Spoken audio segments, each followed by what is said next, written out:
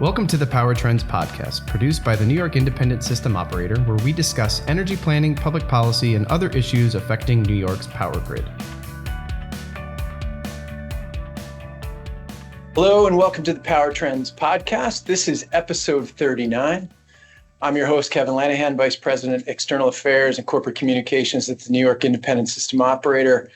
And for this episode, we're joined by two frequent guests. We have Rich Dewey, President and CEO of the NYISO, and Emilie Nelson, our Executive Vice President and Chief Operating Officer of the NYISO. And on this episode, Rich and Emilie are here to help give us an overview of our annual and flagship report, State of the Grid and Markets publication called Power Trends, the namesake of this podcast. And we're also doing a little something different with this edition in that we're on camera. So with that, I don't think either of you need much of an introduction because, again, you've been on the podcast so many times. We're going to dig right into Power Trends. I think this is a significant edition of Power Trends. We know it's looked forward to by our readership. So policymakers, lawmakers, third parties, market participants, the media alike. And I think we have some significant messaging and information in this particular edition. So we'll jump right in. And Emilie, I'd like to start with you. We've been talking about for several years now the concerning nature of the declining reliability margin. So if you can just give our listeners and viewers now a little bit of an idea of what we mean when we say reliability margins are declining, and why is that such a concern in this current atmosphere? Sure. Kevin, as you frame up, we have been talking about declining reliability margins for quite some time. And I think it really dovetails with the idea of the transitioning grid. And so some of the factors that come to mind, certainly on the supply side, are New York's clean energy policies, really nation leading, and we've been working toward since 2019, has created an opportunity to bring new resources to bear. But there are some headwinds, uncertainty on the supply side, both for clean energy policy and also associated with the Climate Act, some impacts on the continuation of investment on the fossil side. So I mentioned the grid transition, and when you think about those factors together on the supply side, we're seeing some challenges in that new infrastructure coming into the state. And then we think about the demand side as well when you consider a reserve margin, and there is growth in load projected both from electrification of transportation and buildings, again, hearkening back to the Climate Act in 2019, but also with economic development and new large loads. So when you put those factors together, we're at a point in time where we really see some challenges, and Power Trends is just a great opportunity to take stock of where we are in that transition and what we need to manage in the coming months and years.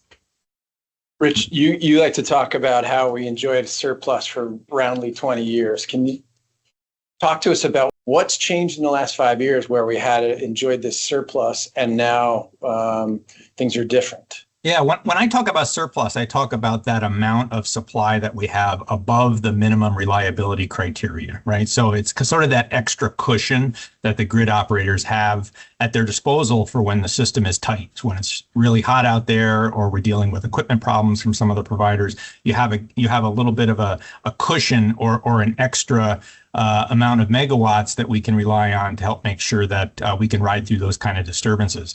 Not surprisingly, we've seen a lot of retirements, more retirements than additions. A lot of that was driven by the state's clean energy policies, the desire to remove those high emitting resources off of the grid. So a lot of the coal-fired resources have exited. There's been a number of the older high emitting natural gas facilities that have exited. And that's been okay from a reliability standpoint, but it just gets us closer and closer to that minimum criteria.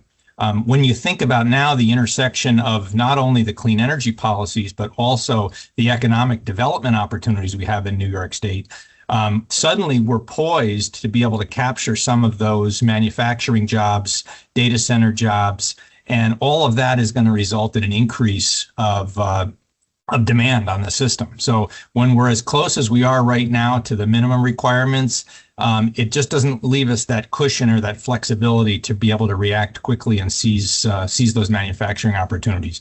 So that's why this power trends is so important. It's talking about really, it's really the intersection of New York State's policy around climate and clean energy with the policy around economic development and jobs.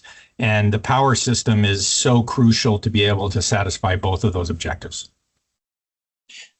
Emilie, we saw in our planning studies in 2023 what we call an official reliability need in New York City. We detected a second one in subsequent planning studies, but then another set of data that went away. I think there's a story here, if you can help our listeners understand the fluctuation in data where we start to see needs on the system, a deficiency in being able to serve the forecasted demand, and then it toggling back and forth. Why is that? And what is it that the planning engineers are having to deal with in that regard? Well, I think it ties back to that uncertainty, but I also think a factor in this is the extent of the study work that we provide and the iterative nature of that work. So we are continually refining our assessment, both on the long term. You mentioned the reliability needs assessment, where we identified a need in New York City. And then we supplement the reliability needs assessment with what we call quarterly short-term assessment of reliability, or STARS. And so every quarter we are refining the data that we're using to project reliability needs. With respect to the STAR, we're looking out 5 years. And specifically, the factor that resulted in that change was a reduction in the load forecast, really tied with some delay in the electrification projections that we talked about earlier on this podcast. I think what's really important to bring to the forefront in this conversation is that it is the iterative nature, which is describing the shift or the trend that we're trying to manage across the reliability grid. And quite frankly, if we have a positive 50 megawatt margin or a negative 50 megawatt margin, I think the theme and the trend is really what's important to say. Reliability margins are narrowing. We need to bring solutions to the forefront. And so we'll continue to produce these studies and refine our view of the future in the coming months. Rich, we have been tracking the electrification adoption for several years now.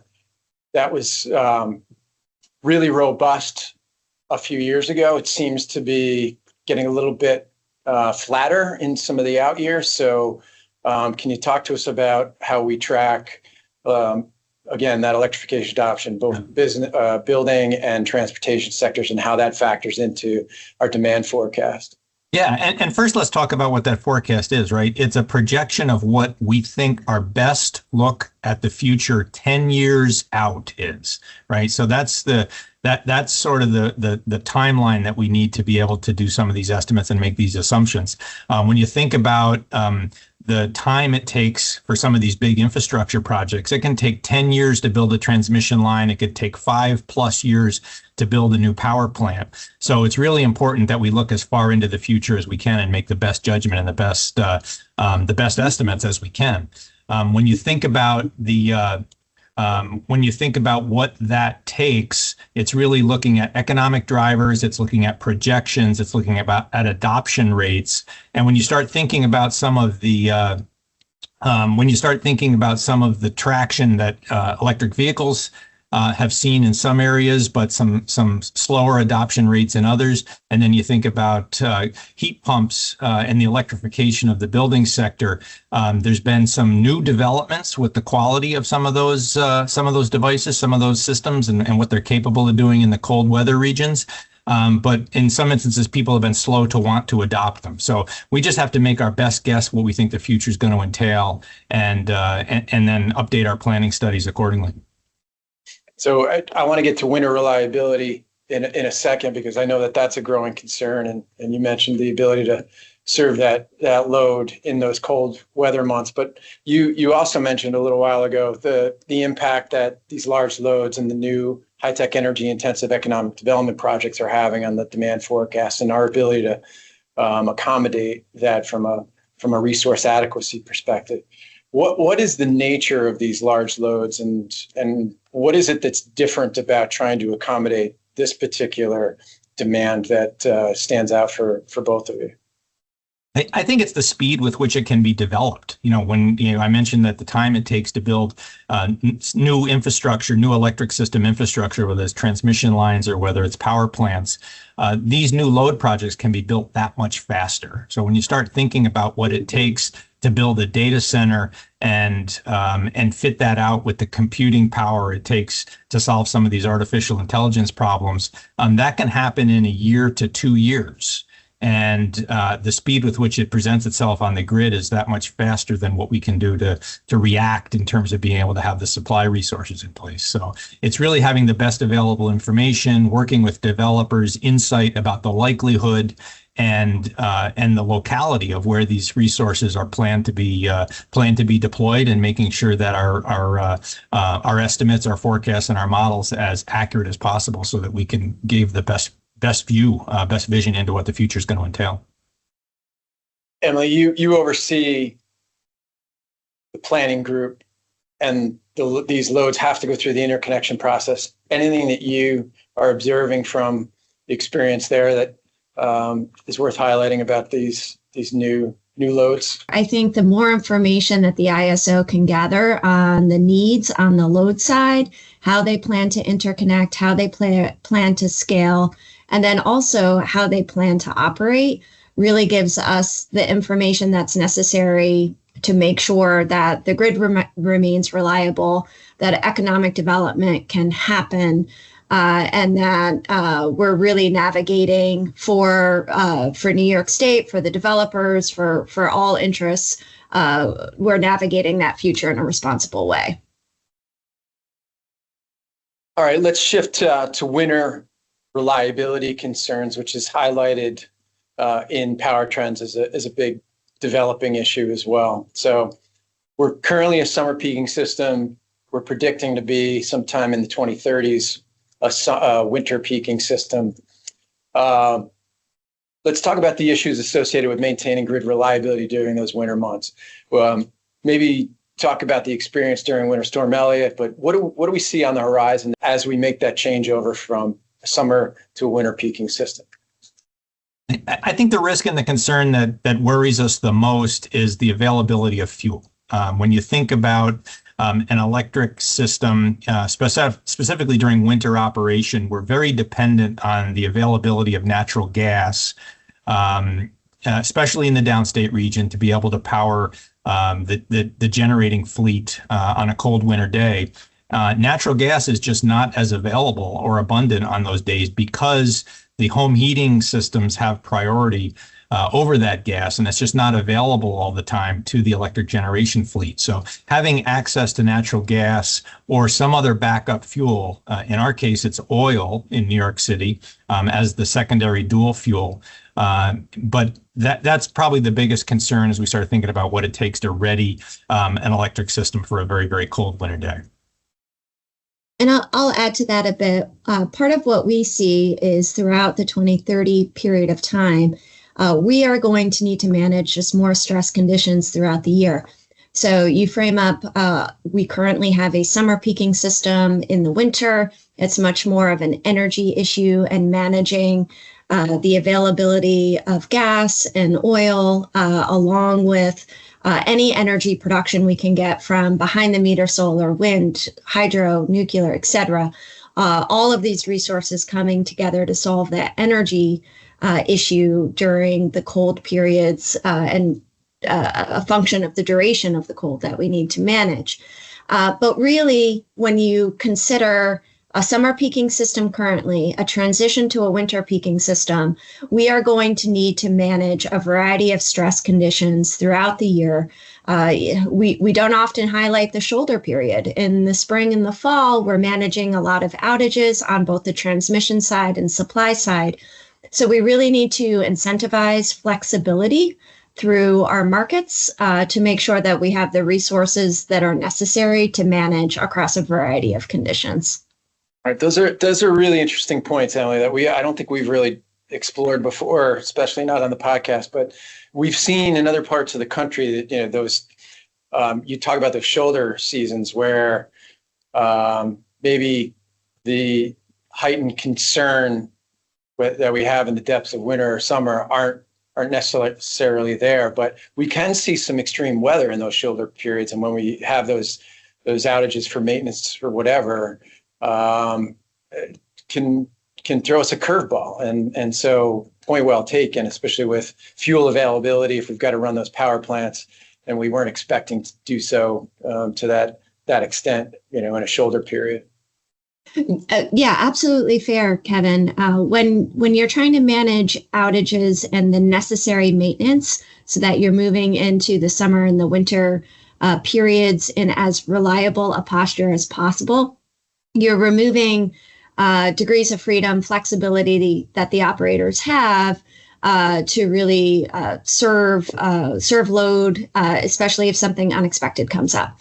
So the reality is that we move into the future, we need to manage all of these conditions successfully. And so that refinement of our reliability rules, our planning studies, our markets are all part of the set of tools that we have in order to navigate those challenges ahead. I think it's probably important to highlight that in winter, natural gas is our primary fuel for generating capacity, but it is prioritized for residential customers to heat their homes. So, Rich, when you started off this discussion and said, one concern you have is making sure that we have fuel availability or after the residential customers are served, and that's, again, for health and safety reasons, it's being able to make sure that those plants are being supplied so that they can produce the electricity to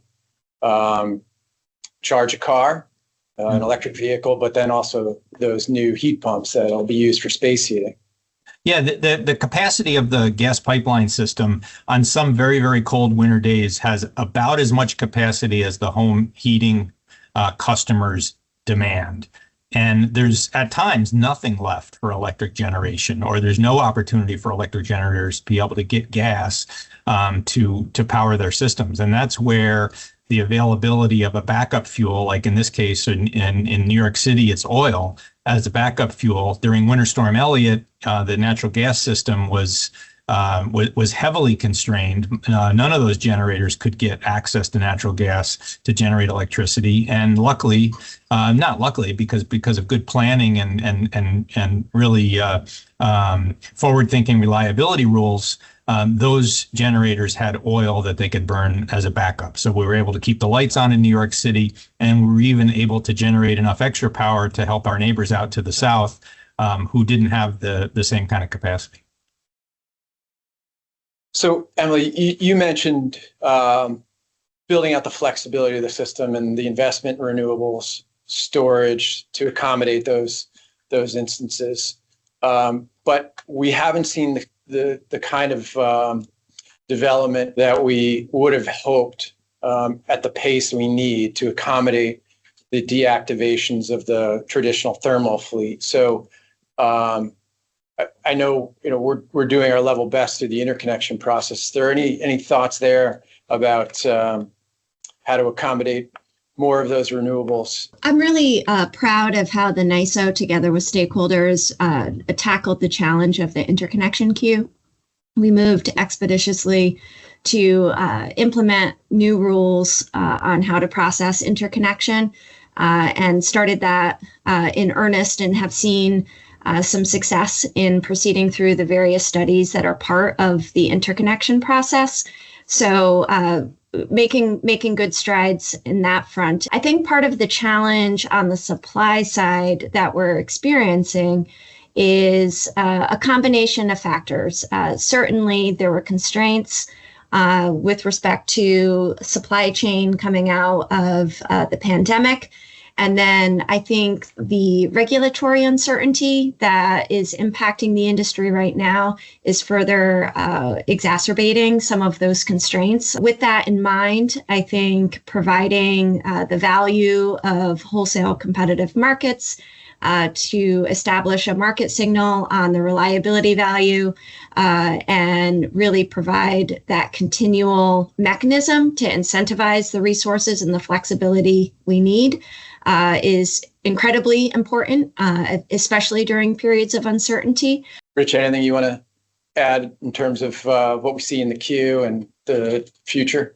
Well, we see a tremendous number of megawatts in the queue, and doing everything in our power to expedite the study work and make sure that those developers get to the end of that process where they can make a decision on whether or not they want to actually start construction. So that's our job, to do that as quickly as we can and make the information as transparent and as available as we can. And the markets that we administer, like you say, that price signal to be set appropriately to retain the assets that we have so that we can accommodate that increasing load, but then also to track the innovation and the investment in new technologies so that we add capacity to the system going forward.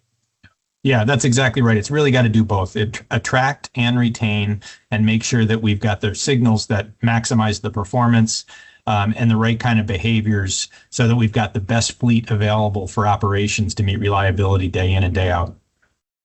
So I think, it probably begs the question we should cover here too, the issue of affordability or efficiency of cost, right? So the winter was difficult for some folks, and opening those bills. What do the markets do to help ensure that we have the most efficient system and the most efficient wholesale cost possible? So important to have multiple fuel types, be able to use oil or gas, et cetera. And through the markets, it really is switching basically the fuel type that is being scheduled and dispatched, and having those different options available lowers the bills for consumers because it's lowering the overall cost of electricity on an hour-to-hour basis. So it's a critical part of affordability and continuing to have a diverse resource base. Emilie, you keep talking about diversity and flexibility of the resources, and it sounds like what we're suggesting in Power Trends and in this conversation is more or less an all-of-the-above approach to accommodate the grid of the future and the transition to more renewables and that intermittency.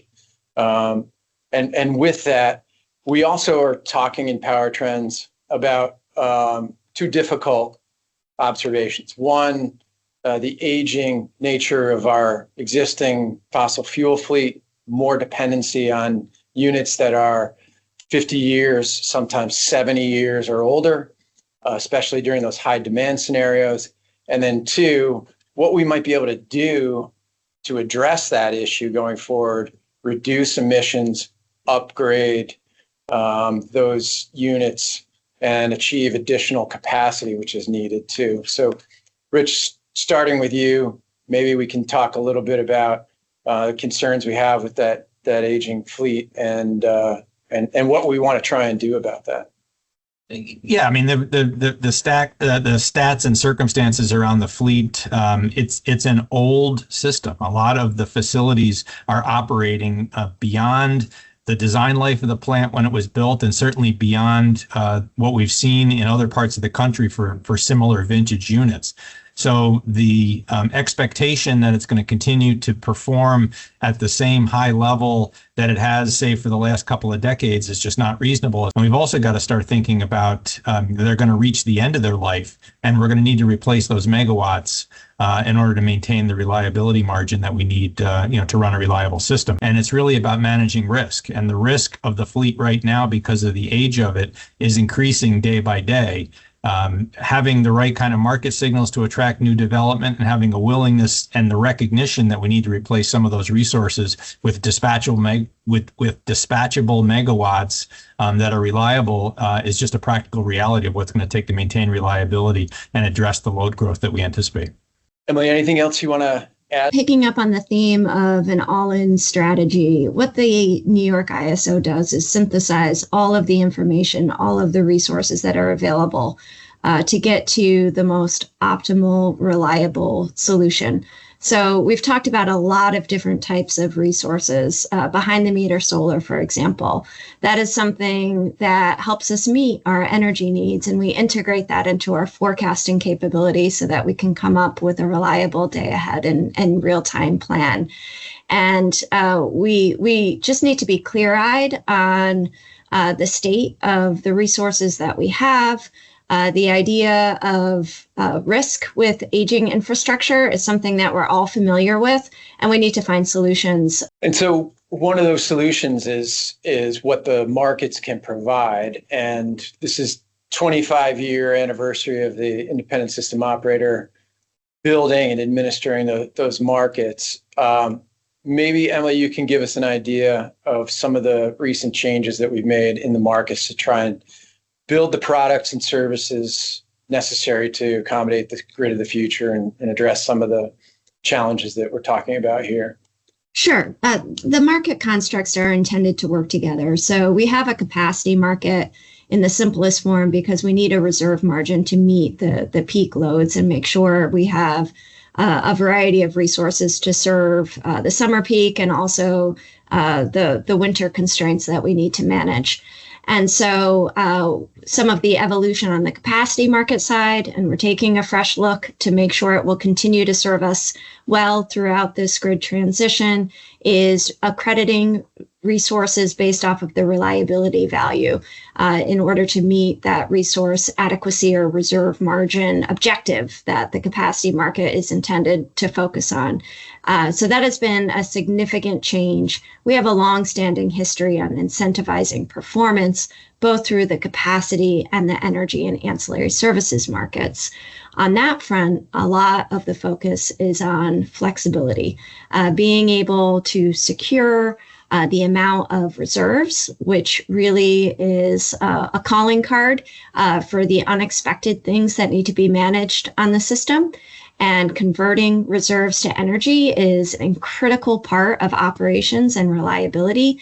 And so we have put forth some designs that stakeholders have certainly supported and helped us develop that allow us to tailor the amount of reserves that we need to manage forecast uncertainty and get a more refined view of exactly where we need to secure reserves on the system to meet the reliability needs based off of real-time conditions. So those are some of the changes we've made recently, but we won't stop. Markets continually evolve and we look for enhancements, and that's more important than ever. And that kind of takes us full circle, balancing reserves to make up for that unpredictability of the intermittent power that more and more we're going to be relying on in the future.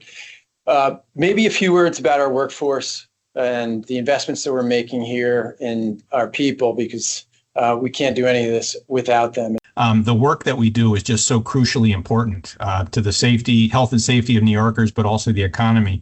I couldn't be prouder of the workforce that we've built here at the New York ISO. We are continually bringing in top talent from some of the best institutions available. We've got a fantastic mentoring program once people join our team so that they can come up to speed, they can learn the skills, they can, as quickly as possible, understand what the unique challenges are that we're facing. And we've seen an incredible response in terms of the brilliant young minds that have joined our company in the last 5 years and the way that they've immediately been able to, grow into leadership positions. Emilie, we've been making dedicated investments, if you will, in our culture, employee resource groups. Your thoughts on that work?